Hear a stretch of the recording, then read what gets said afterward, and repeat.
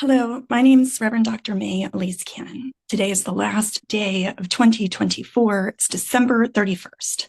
Today is day 452. I'm coming to you from Charleston, South Carolina. This afternoon, I'm going to Fort Sumter, which was where many say, the first shot of the Civil War in the United States was fired, a place where wars began. And I hope at Churches for Middle East Peace and with our work together, we can be people who contribute to wars being brought to an end. So an update from this day on day 452. In Yemen, the U.S. struck Houthi targets in what's being called an escalating campaign. They carried out fresh airstrikes against Houthi targets in Yemen. The U.S. Central Command said today, this is the latest in the U.S. campaign against Iranian-backed militias, against Israel and Israel's allies. There's a conversation on Capitol Hill about what point does U.S. intervention against Houthis and against or response in the Middle East, when does that become a violation of the War Powers Act, where President Biden has essentially gotten the United States military involved in war without Congress declaring war. And so that's a conversation on Capitol Hill. The UN Security Council met yesterday in an emergency session to discuss threats that are being posed by the Houthis, including the strikes against Israel. The Israeli foreign minister, I talked about this in yesterday's update, Gideon Sa'ar, condemned the movements against Israel as an incessant missile and drone attack against Israeli citizens. He called on countries to designate the Houthis as terrorist groups. The U.S. had designated them as such earlier this year, as the U.S. military said it carried out these additional strikes in Sa'ana. The strikes from the U.S. were both yesterday and today. And then Yemen's Houthi spokesperson, Mohammed Abdul Salam, responded and said that the Houthis will continue to defend themselves after the U.S. airstrikes targeted their facilities. Another Houthi spokesperson, Yahya Saree, said that the group was responsible for missiles that were fired at Israel yesterday and last night. Monday night, that they were targeting Ben Gurion Airport and a power plant in Jerusalem. A missile that was fired from Yemen was intercepted before entering Israeli territory last night. It activated sirens across central Israel. In Gaza, 80% of households have at least one child that's going without food, according to UNRWA, the UN Relief and Works Agency. That's the agency that aids Palestinian refugees. The Huffington Post published a piece today saying that for the past 14 months, Dr. Hussam Abu Safia, we've talked about him a lot, he has faced Israel's war on the healthcare system head on. He's been documenting to the world the fight. He's a physician. He's been treating patients and keeping the hospital in the north afloat despite the constant bombardment by Israel, the depletion of humanitarian aid. He personally was injured by shrapnel. His own son was killed. On Friday, the IDF, the Israeli Defense Forces, arrested Dr. Hussam Abu Safia. It's believed he's being held in that notorious Taman prison facility. So after 3 months of daily Israeli attacks, soldiers stormed the Kamal Adwan Hospital in North Gaza. Dozens of people were killed, 240 were arrested. This was including patients, this was including doctors, other medical personnel. Captives were forced to strip, wait outside in winter temperatures. Soldiers took them to Israeli prisons and interrogation centers. This is a direct quote from Dr. Zahir Salul, who's the president of Med Global. He told the Huffington Post, I think it's important to have voices like him, referring, of course, to Dr. Abu Safia. He said, because sometimes we're buried by numbers. More than 1,000 medical personnel have been killed in Gaza. Numbers mean something to people who know and follow statistics, but for an average person, they need to know who people are. He, talking about Abu Safia, he said Dr. Abu Safia, was the face of the medical community in Gaza. He was the face of a doctor, a humanitarian, a compassionate person who cares about having ventilators on his patients and incubators in the neonatal intensive care unit and medicines to patients who have chronic diseases. He said he showed up day after day after day.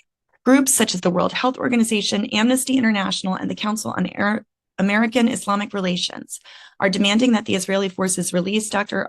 Abu Safia from captivity, that they stop targeting Gaza's hospitals and healthcare workers. So that he and Dr. Abu Safia's family have asked President Joe Biden, Secretary of State Antony Blinken, and President-elect Donald Trump to pressure the Israeli government to release the hospital director and his colleagues. The State Department is aware of reports and is still gathering information. A spokesperson told the Huffington Post yesterday, they said that the claims of Hamas operating in hospitals presents Israel with an unusual burden, but that Israel should do more to curb civilian casualties. The agency did not say whether or not it would pressure Israel for the release of Dr. Abu Safia. There are all kinds of ways if you feel called to respond. There are online petitions where you can advocate. You can just look up Dr. Abu Safia. You can send a letter to your members of Congress. There's an organization called Doctors Against Genocide that's doing a campaign. There's petitions. Write a letter to your members of Congress and use your own words. There's a lot of resources online. You can look up Kamal Adwan Hospital and Dr. Abu Safia and his arrest. Gaza health authorities said 45 patients and wounded people accompanied by 100 relatives were evacuated to receive treatment from Gaza. They'll be receiving treatment in the UAE, the United Arab Emirates. There was a rocket fired from South Gaza Strip that was intercepted. It was fired at Israel, where sirens along the Gaza border communities went off. The IDF reported that in a joint operation in December with Shin Bet, Islamic Jihad's rocket unit commander in North Gaza Strip was killed in a targeted attack. In the West Bank, last night in the occupied West Bank city of Hebron, a man was killed in an exchange of gunfire in a family dispute. So today there are no schools. And also in the occupied West Bank, settlers, they seized a herd of 41 cows from a 41 cows from a Palestinian farmer. This was in a village that's south of Nablus. The estimated value of these cows is about $500,000 shekels. That's roughly 140,000 US dollars. Not quite, but roughly. The owner was attacked by settlers. The cows were grazing near a settlement. The Palestinian farmer was then released with a decision for the cows to be returned. As of yet, they've not been. But Palestinian shepherds face harassment, attacks, often by settlers who are then protected by the Israeli forces. Settlers who live in the West Bank have the protection as citizens of the state of Israel. They have civil rights, whereas Palestinians are under military law. In November, settlers carried out 310 attacks in the West Banks. And so those number of attacks have been growing month by month, according to human rights agencies and others monitoring. In Lebanon, the Office for the Coordination of Humanitarian Affairs, OSHA, said yesterday 800,000 people have returned to their homes. So there were more than 1 million people displaced in South Lebanon. So that means 3/4 of those plus have returned. This was after the war between Israel and and Hezbollah. About 160,000 people continue to remain displaced. The Lebanese army forces have arrested 300 Syrians who crossed into illegal crossings at the Lebanese-Syrian border. And the Israeli media is reporting that Tel Aviv informed the US that the Israelis plan to stay and remain in Lebanese territory after the end of a 60-day ceasefire, which is a direct violation of the ceasefire agreement between Hezbollah and Israel. The Lebanese news channel reported that there was an Israeli drone strike on a car in Bani Hayyan in South Lebanon. In Israel, there have been flash floods in Tel Aviv, so a highway was closed down because of the abundance of water. There was a security alert about that. So just imagine all of the 1 million plus people who've been displaced in Gaza who are living in tents, many of them right along the Mediterranean coastline, where there have been warnings about ice waves and all kinds of other things because of storms there the last few days. I mentioned that sirens have been going off in Tel Aviv because of rocket fire from Yemen and the Houthis, that one rocket that came in from Tel Aviv. So sirens went off because of suspected rocket fire from Yemen, excuse me.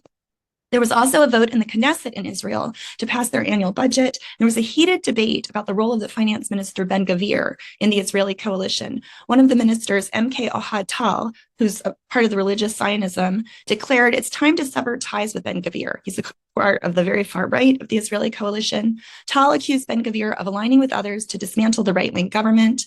The Likud MK Eli Dalal also criticized Ben-Gvir, accusing him of ignoring the pressing needs of the moment and dragging the coalition into crisis at the expense of the country. Dalal called for an end to what he described as childish behavior and demanded Ben-Gvir's dismissal. It was unclear to me about whether or not there was a vote for his dismissal. I couldn't quite find that, so I'll find out more about that tomorrow. In terms of hostages, Shin Bet Security Services released a recording from a rescue operation. Now, this was a rescue operation that happened in February. This was of a private, a woman, Ori Megadish. She was an observer at that Nahal Oz base. That was the base where the 51 were stationed. Many of them were murdered. Some of them were taken prisoner as captives into Gaza. She was kidnapped on October 7th. There's a video of her rescue along with Fernando Marman and Luis Har. They were rescued by the Israeli Defense Forces in February of this year. It's believed there still could be dozens of hostages still alive in the Gaza Strip. Of the 100 or so remaining, you'll recall originally the number of those taken captive on October 7th was 240. But after the count of death tolls and things, it ends up there were 251 people taken hostage that day. 117 were freed or rescued. 78 were freed in an initial deal with Israel in exchange for Palestinian prisoners. 27 were foreign or dual nationals who were released outside of the deal. Israel then rescued 8 hostages in different military operations, and Hamas released 4 women for humanitarian reasons. So 72 hostages have been confirmed killed, and the rest, it's unknown if they might be dead or alive. We do know that as a part of the current hostage negotiations, there was a list of names and whereabouts that was supposed to be delivered to the Israelis as a part of the current negotiations, but we don't know the specifics in that regard. Churches for Middle East Peace have been standing with the Jewish community calling for the release of hostages, in addition to the release of those being held in Israeli prisons without due process. Many thousands are held in Israeli jails, without any charges or due process of law. In the United States, the White House announced it's imposing sanctions on 2 Iranian and Russian state-associated groups. They're citing attempts to stoke socio-political tensions that these groups had in interfering in the 2024 U.S. general elections. The State Department's named them as the Cognitive Design Production Center, which is a subsidiary of the Iranian Revolutionary Guard, and a Moscow-based group called the Geopolitical Expertise, which is an affiliate of the Russian Military Intelligence Service. Finally, I wanted to let you know that in the past couple of days, the Al-Ali hospital was attacked as some of these hospitals were under pressure and attacks by the Israeli government, the Israeli military in North Gaza. And we put out a statement in alignment and support with the Episcopal Church. The hospital Al-Ali is a ministry of the Anglican Archdiocese of Jerusalem, and the Episcopal Church put out a statement which we wanted to reinforce. We said Churches for Middle East Peace stands with the Episcopal Church in their call for an end to the attacks against Gaza's healthcare system. In recent days, the Al-Ali Hospital in Gaza City, which is a ministry of the Episcopal Diocese of Jerusalem, was hit by an Israeli strike, causing further damage to the hospital, which is already operating above its capacity to respond to the ever-growing needs and medical treatments. Kyle Christophalo, who's our head of DC office and our senior of advocacy and government relations, said that these most recent attacks at the Al-Ali and Kamal Adwan hospitals underscore the urgency with which international actors must act to press for immediate protections of healthcare facilities, staff, and patients in Gaza. Alongside the Episcopal Church, we call for an end to the current violence and the protection of the most vulnerable populations. We would encourage you, when we put out statements at CMEP, send them to your members of Congress, write an op-ed about them, use them for quotes, send them to your local papers, post them on your social media. If you don't follow us, please do on Facebook, Instagram, LinkedIn, Twitter. You know more about that kind of stuff than I do. All the mechanisms of communications these days, share them and spread the word. This is a way that we can give witness to what's happening in the Middle East, in Gaza. May God go before us each and every day as we continue to tell the stories of what's happening. When we see glimmers of hope, let's hold on to those. Let's cling to what is good.